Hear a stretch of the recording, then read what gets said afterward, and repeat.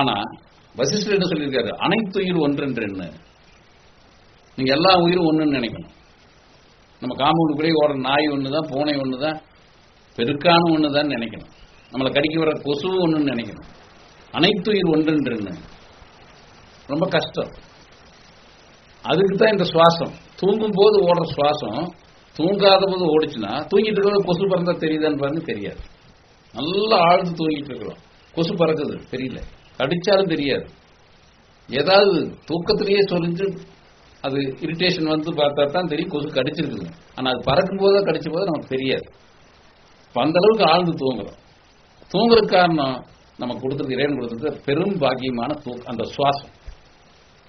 நல்லா கவனிக்கணும். தூங்குறதுக்கு காரணம் நமக்கு கொடுத்துருக்கிற சுவாசம். அந்த சுவாசத்தை தூங்காத போது வெளிப்புல அந்த சுவாசத்தை நீங்க நடத்துனீங்கன்னா, தூங்குற போது எப்படி இருக்கீங்க, கொசு வந்தாலும் தெரியாது, எது போனாலும் தெரியாது. யாராவது கார்ல போறாங்க, இன்னார் வர்றாங்க, இப்ப நீங்க அந்த சுவாசத்தை ஓட்டிட்டு இருப்பீங்க, கண்ணு விழிச்சிருக்கும்.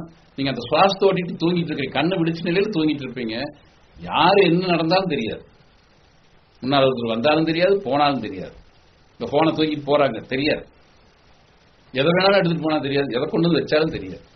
அப்போ தூங்காத போது அந்த சுவாசத்தை ஓட்டினீங்கன்னா தூங்குற போது இருக்கிற மாதிரி நிலைமை ஏற்பட்டு ரொம்ப கவனமா கேட்கணும்.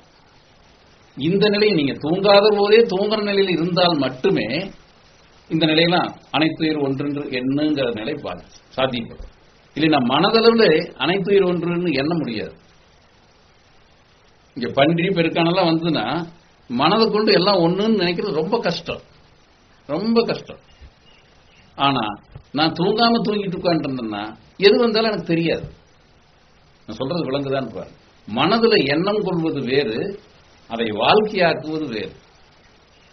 மனதுல பண்ணி நாய் எலி எல்லாம் வந்து நம்ம சூழ்ந்துருக்கு, கொசு எல்லாம் சூழ்ந்துட்டு இருக்குது, இருக்க முடியாது. ஆனா எல்லாம் சூழ்ந்து இருக்கிற போது நான் அந்த சுவாசத்துல இருந்தேன்னா நான் தூங்கிட்டு இருப்பேன். தூங்கிட்டு இருக்கும் போது எல்லாம் வந்து சேர்ந்துருந்தாலும் நான் இருந்துக்கலாம்.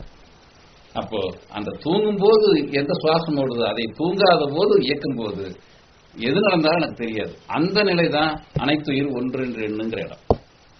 புரியுதுன்னு தெரியல.